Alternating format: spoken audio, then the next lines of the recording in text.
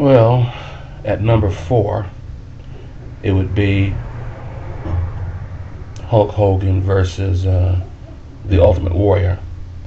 Now, that was probably one of the worst WWF matches in history.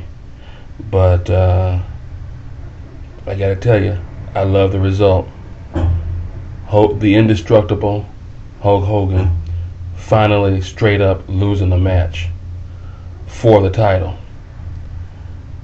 I gotta tell you, Christmas pretty much came early that year.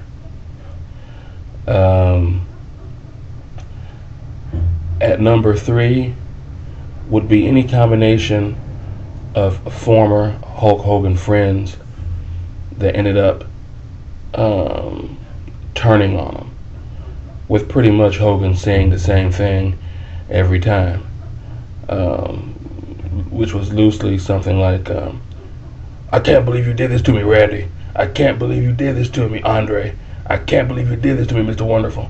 We were like brothers, brother, and all that jazz. And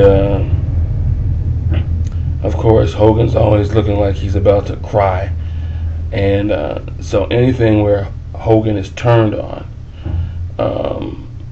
I mean that in the bad sense, it's a glorious day.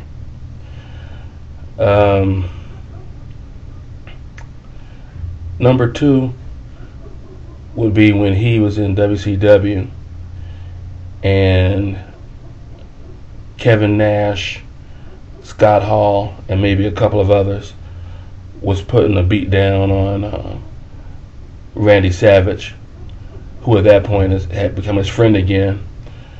And someone put in word to Hogan to come out and save him.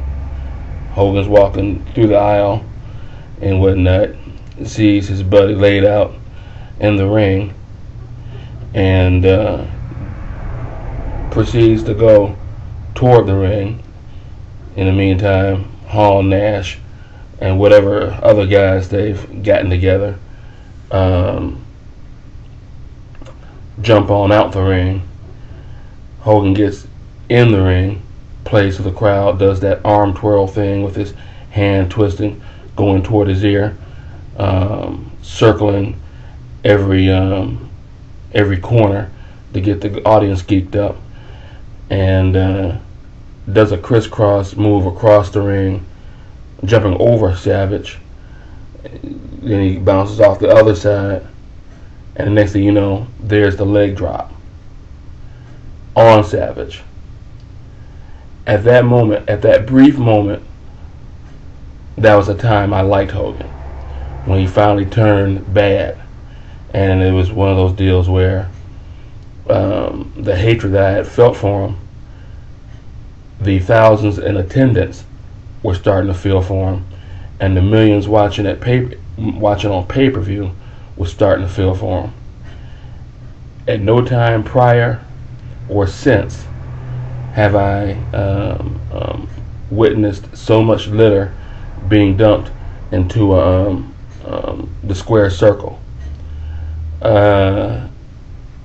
Of course, my liking of Hogan, that probably lasted for about 24 to 36 hours, and then I went back to pretty much hating him again, because I didn't like him as a bad guy either. I just liked the fact that he pissed the audience off. And again, another glorious day.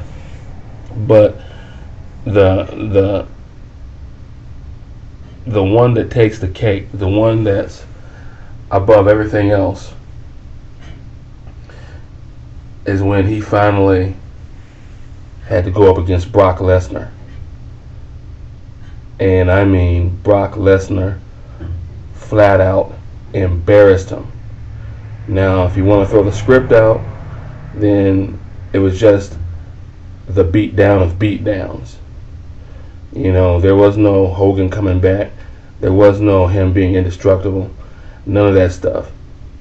And if you want to leave the script in, then the issue is, what kind of trouble was Hogan in that Vince had to bail him out of, that Hogan would accept the writing of how he got beat. I don't know whether he was going through financial troubles at that time or what, but apparently Vince really had him by the nads for him to get beat like that. Now, as far as I was concerned, it was a very realistic beating. Brock's a good 15, 20 years younger, a whole hell of a lot hungrier, and unlike Hogan, Brock can actually, wrestle. So those are pretty much my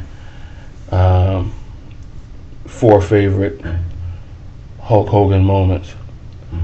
And with that, I'll just say, night out.